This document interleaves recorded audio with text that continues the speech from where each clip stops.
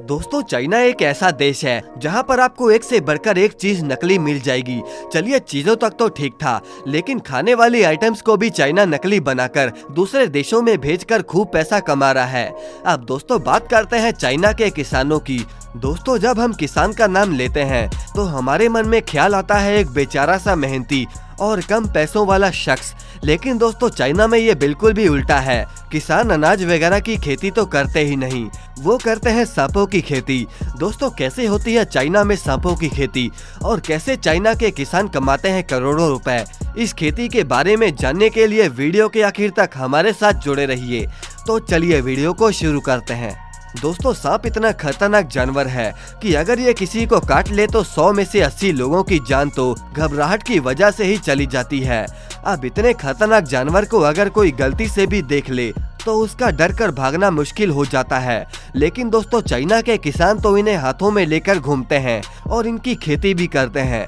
China में एक गांव है जिसका नाम है जिसीक्याओ। इस गांव में हर आदमी 30 से 40 हजार सांप एक साल में ही पाल लेता है।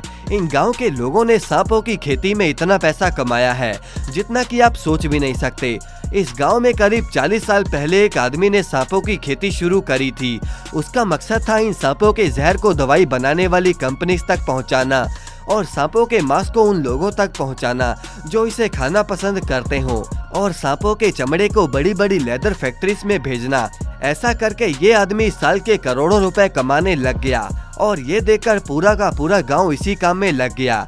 अब दोस्तों, वहाँ के लोग इतना रिस्क पैसों के लिए लेते हैं। आपको बता दें कि जो जहर सांपों में पाया जाता है वो इंसानों के लिए बहुत उपयोगी होता है। सांप के जहर से बड़ी बड़ी बीमारियों की दवाई बन जाती है और तो और कैंसर जैसी बीमारियों का इलाज भी होता है। और इसीलिए सांप के 1 लीटर जहर की कीमत लाखों में नहीं बल्कि करोड़ों में होती है। दोस्तों, ये लोग सांपों को लकड़ी और शीशे के बॉक्सेस में रखते हैं और आप यकीन नहीं मानेंगे कि पूरे चाइना का 90% सांप इसी गांव से एक्सपोर्ट होता है। और सिर्फ चाइना में ही नहीं बल्कि बाकी देशों में भी इस गांव से सांप एक्सपोर्ट होते हैं। इन सांपों में कोबरा, पाइथन और अजगर जैसे सांप तो नॉर्मली होते ही हैं। इस गांव में बच्चे पैदा होते ही आपको सांपों से खेलते हुए नजर आएंगे।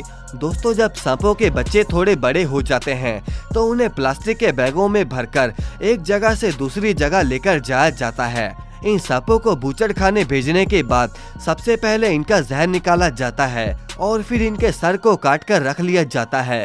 दोस्तों, इसके बाद चमड़े को अलग निकालकर धूप में सुखा दिया जाता है और फिर बचे कुचे चमड़े को बैग या फिर बेल्ट बनाकर बाजारों में बेच दिया जाता है।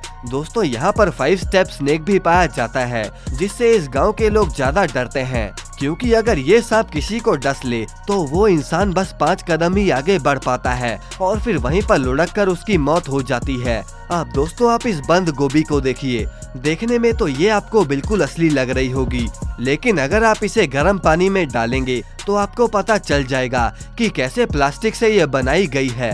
बंद गोभी छोड़िए, ये अंगूर और ये अंडे दोनों ही चाइना की देन है।